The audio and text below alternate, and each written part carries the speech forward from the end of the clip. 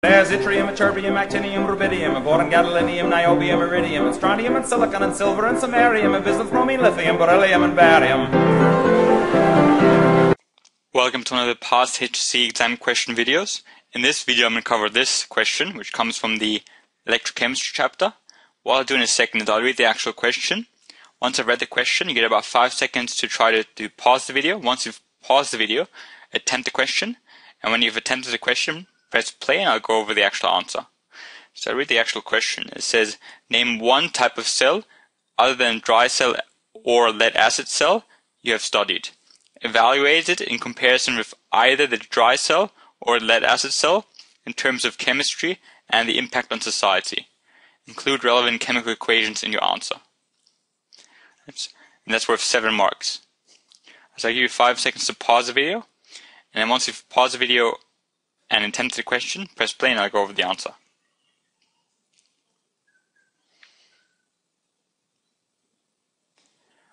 Right, so I'm back. So for this kind of question, what you want to do is first you want to know what the actual question is asking you.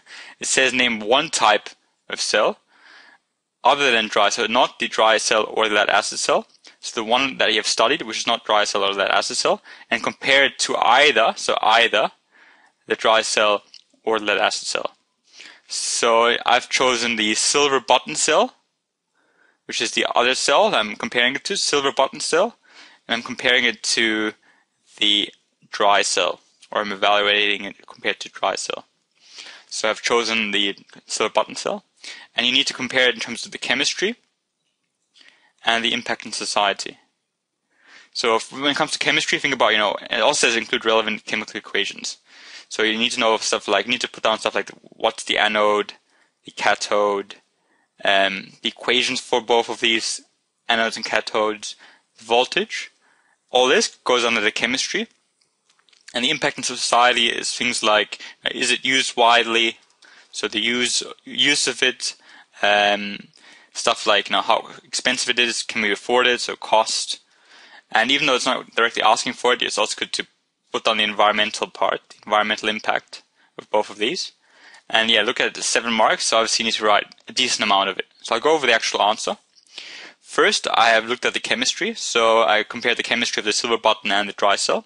The silver button and dry cell both have zinc as their anode, so I mentioned the anode, which is zinc. The cathode for silver button cell is Ag2 oxide, that's silver oxide, so I've mentioned the cathode for silver button cell, but it has that Ag2O, and has a graphite rod. So these two things are the cathode for the silver button. And then whereas the cathode for the dry cell battery is manganese dioxide and a graphite rod. So I've compared the cathodes for both the dry cell and the button cell. So now I have the anode and cathode, and I still have to write the electrolyte as well. So the silver button cell uses potassium hydroxide paste as its electrolyte, whereas the dry cell uses ammonium chloride paste as its electrolyte. So now I've mentioned all the parts. I've mentioned the electrolyte, the anode, the cathode. And now I'm going to go into the equations. So I have to write the equations still, because it says include relevant equations. So this is for a silver button cell. This is what happens at a silver button cell. We have zinc, which goes into zinc oxide, and has lost these 2 electrons. So it's oxidation, happens at the anode. And at the cathode, we have the silver picking up those 2 electrons and going into elemental silver. And now I'm comparing the 2 equations for the silver button cell to the dry cell. Here we have zinc again. We had zinc for both of them. So zinc loses 2 electrons to become zinc 2+. That happens at the dry cell anode. And the dry cell cathode is where we have manganese dioxide taking those 2 electrons to become dimanganese trioxide. This happens at the cathode.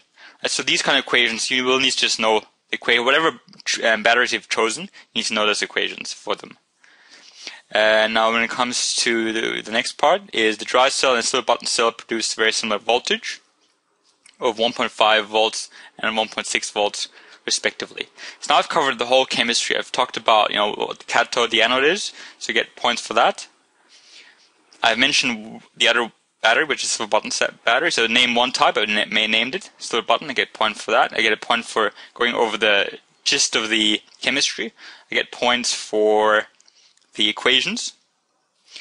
and points for the voltage. So all this stuff, the whole chemistry part will give me about 4 points out of those possible 7 marks. Now also we can also include a diagram as well for this first part. If you want to write a diagram or draw a diagram, that would be good as well if you have enough time. That was the chemistry. So now we're going to the impact on society. So the dry cell has had a major impact on society, as is the ideal battery for many portable appliances. And then you can also write why as well. So you could write that it's very stable in terms of it's very portable. It's very robust. And all these things, you can mention that in that answer, why the dry cell is the ideal battery for portable appliances. The silver button cell is less widely used, but has a similar big impact on society, as the small nature allows it to be used in watches, hearing devices, and other similar appliances. So now we've gone over how are they being used. So they're both being used on a regular basis. And that's also what will give us a point. Then we're going to talk about the cost and practicality. This dry cell is very inexpensive and easy to manufacture, which is one of the main reasons why it is so widely available. So because it's widely available, that has a big impact on society, because it's inexpensive and easy to manufacture. That was dry cell. The silver button cell is more expensive, so it costs more money due to silver content, but its important role in small devices means it's still widely available. So we still have it, we can still buy it at shops because it has a role which is unique to allow us to use those small devices. That should also get as a mark. And then this is the environmental impact. The question still doesn't directly ask us for the environmental impact, but because of the lower environmental impact, that makes it more usable for us humans, because we don't want to use something which is really bad for the environment. So we use something which has a low impact on the environment to allow us to be able to use it without feeling bad about it. Both the silver button cell and dry cells have an overall minor impact on the environment. So minor impact on the environment, as long as they're properly disposed of. So properly disposed of means they're actually thrown away in the garbage properly, as opposed to just thrown away on the grass. The silver button cells should be recycled to allow the reuse of the expensive silver content. So now we mentioned we do want to recycle silver button cell, not necessarily because it's so harmful, but because we want to reuse that silver, which is really expensive. And that should get as a mark as well. So here, this part, the lower part, we compare the impact on society, we get as roughly 3 marks out of 7 marks. And the chemistry, including all the chemical equations, will get us about 4. So 4 out of 7 for the chemistry part, if you do that properly. And about 3 out of 7 for the impact on society, and that's all up, that's 7 out of 7. And where does this question come from? It comes from this dot point. Gather information on the structure and chemistry of dry cells and or less acid cells. And here we say we have to, in comparison to one of the following, so we have to compare one of the following, and I chose the button cell.